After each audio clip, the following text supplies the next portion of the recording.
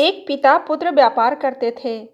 पुत्र को पिता के साथ कार्य करते हुए वर्षों बीत गए। उसकी उम्र भी 40 को छूने लगी।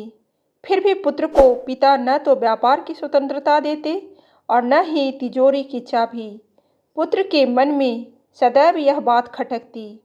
वह सोचता, यदि पिताजी का यही व्यवहार रहा तो मुझे व्यापार में कुछ नया करने का कोई अवसर नहीं मिलेगा। पुत्र के मन में छुपा क्षोभ एक दिन फूट पड़ा। दोनों के बीच झगड़ा हुआ और संपदा का बंटवारा हो गया। पिता पुत्र दोनों अलग हो गए। पुत्र अपनी पत्नी बच्चों के साथ रहने लगा। पिता अकेले थे। उनकी पत्नी का देहांत हो चुका था। उन्होंने किसी दूसरे को सेवा के लिए नहीं रखा, क्योंकि उन्हें किसी पर विश्वास नहीं था। वे स्वयं ही रूखा सूखा भोजन खा लेते या कभी चने आदि खाकर ही रह जाते तो कभी भूखे ही सो जाते थे। उनकी पुत्रवधू बचपन से ही सत्संगी थी।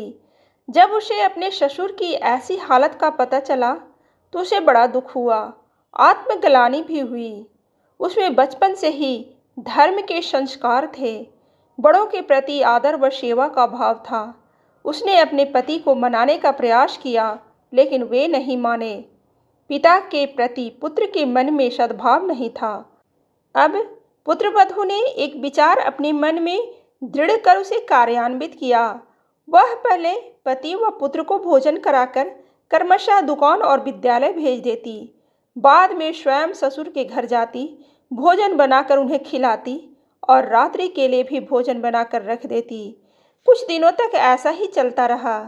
जब उसके पति को पता चला तो उसने पत्नी को ऐसा करने से रोकते हुए कहा, ऐसा क्यों करती हो? बीमार पड़ जाओगी।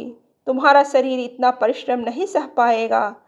पत्नी बोली, मेरे आदरणीय ससुर जी भूखे रहें, तकलीफ पाएं और हम लोग आराम से खाएं पिएं, यह मैं नहीं देख सकती। मेरा धर्म है बड़ों का सेवा करना। इसके बिना मुझे संतोष नहीं होता। उनमें भी तो मेरे भगवान का वास है। मैं उन्हें खिलाए बिना नहीं खा सकती। भोजन के समय उनकी याद आने पर मेरी आंखों में आंसू आ जाते हैं। उन्होंने ही तो आपको पाल पोस कर बड़ा किया है, तभी आप मुझे पति के रूप में मिले हैं। आपके मन में कृतज्ञता का भाव नहीं है तो क्या हुआ? मैं उनके प्रति कैसे कृतज्ञ हो सकती हूँ? पत्नी के सुंदर संस्कारों ने, सद्भाव ने पति की बुद्धि पलट दी। उन्होंने जाकर अपने पिता के चरण छुए, क्षमा मांगी और उन्हें अपने घर ले आए। पति पत्नी दोनों मिलकर पिता की सेवा करने लगे। पिता ने व्यापार का सारा भार पुत्र और पुत्रवधू पर छोड़ दिया।